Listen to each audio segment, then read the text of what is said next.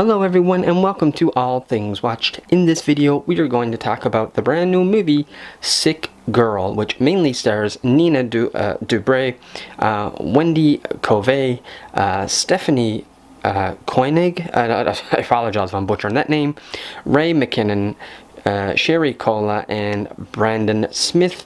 Now there are other actors and other characters in here as well, but they are essentially who the movie really revolves around.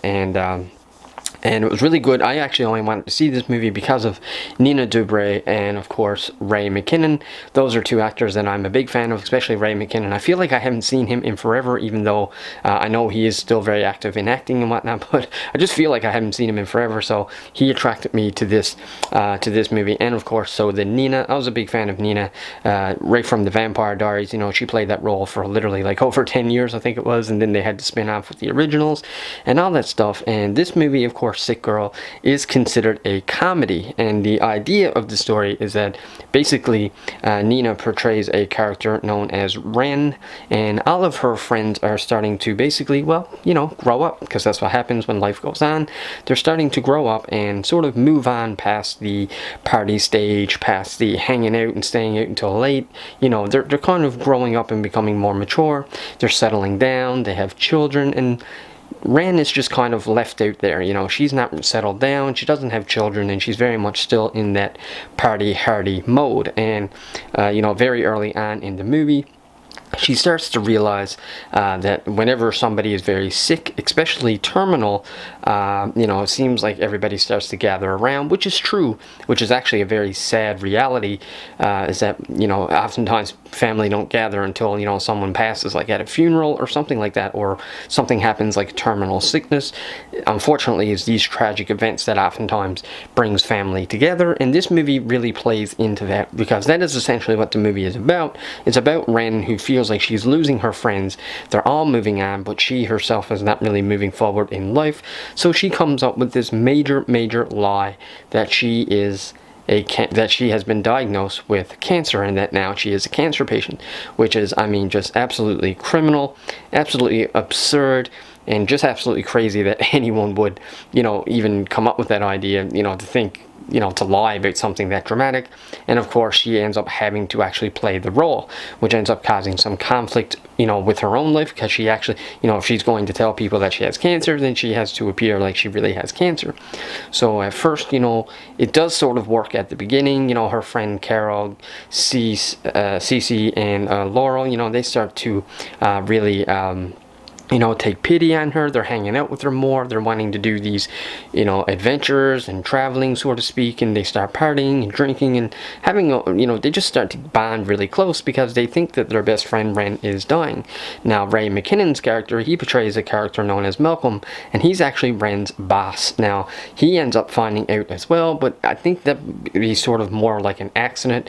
She doesn't really intend for him to know, but he ends up finding out, and so then he becomes very lenient with Ren at work, allowing her to have time off, allowing her to go and spend time with her friends. And then, of course, you probably get the idea of where the story goes from here. That sort of becomes like a snowball effect, where it keeps getting bigger and bigger. The problem keeps growing and becoming bigger. Eventually, her parents find out that she has cancer, and then they're very angry because they're like, why didn't you tell us that you had cancer? Why wouldn't you tell your own parents that you're terminally ill? Why would you only tell your friends? And so on and so on. And for me, before she got to that point, there were a few comedic points, especially like at the very beginning of the movie, how the movie opened.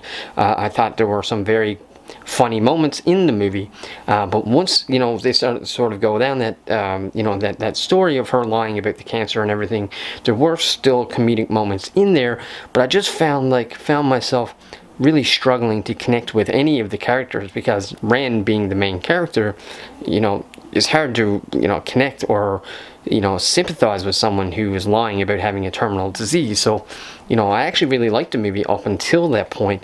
And then for me, after that sort of happened, the movie started to fall apart for me a little bit. You know, Brandon Smith's character, known as Leo, you know, she meets him at one of these like cancer support groups, and I really liked Leo, but he's not really a big character. I mean, he is in the movie, but he's not a huge character. He's not like you know, Cece, Laurel, or Ren, or Carol.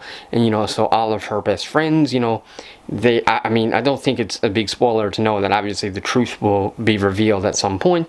So there's a few things about that even that I was kind of disappointed with as well. You know, because even though I felt like once she started to tell the lie and the snowball effect started to take over, to me I started to lose interest in the movie a little bit more because I couldn't connect with her, and I didn't always feel like the comedy landed, and I actually sort of started to feel bad for Carol, Cece, and Laurel, and Malcolm, but then also, you know, because of how far they were going and how supportive they were, but they're also not really totally the main characters. The story is about Ren, so, you know, and then when the truth is revealed, I feel like maybe they've revealed it a little bit too early, and then the second half of the movie became, you know, about that, the reveal, you know, sort of that type of thing. So, you know, when you look at the movie as a whole, in a nutshell, for me, the movie did not work. You know, I did find that some of the comedy worked, but I did feel like I didn't like it as much as I did like it, because I just felt like I couldn't connect with any of the characters, even the, you know, even the co-stars, even, you know, the secondary main characters, so to speak. Even though all the cast did a great job with their acting and their performances, I just felt like I just really struggled connecting with any of the characters here.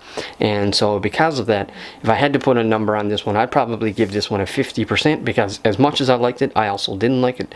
So I can't really, you know, for me it was literally on the fence, 50-50, and so that's how it made me feel. But I hope you watched Sick Girl and absolutely loved it. You know, I didn't, you know, they sort of have this big ending as well, which I didn't agree with, because it's almost like out of nowhere, like she just sort of reconciles and like all the friends sort of forgives her, and I was like, I just don't see that happening in real life. You know, if my friend did that to me, lied to me and told me that, you know, they were terminally ill, and then I went and spent a bunch of money on fundraising and become very supportive, and then, you know, maybe shave my head with him because I thought that they were going bald, like, I would be very upset if they, you know, didn't find out that it's a lie. And I don't know, you know, if I would, you know, even if I could forgive them, I don't know that I definitely wouldn't forgive them as quick as what, you know, she's forgiven in this movie. So for me, that sort of really also went against the movie. It really took me out of it even more with how the reconciliation sort of comes out of nowhere. And they're just like, oh yeah, well, it's kind of like, well, even though she did these bad things, she also did a lot of these good things, and to me the good things just simply did not outweigh what she did here. So for me, I'd give this movie a 50%. I hope you liked it, and I hope you liked this review. If you did, click that subscribe button. Let me know your comments and thoughts down below. If you want to help the algorithm and help the channel grow again for the second time, click that like button, share, subscribe, all the good stuff, and that's pretty well all I got. So until the next video, take care.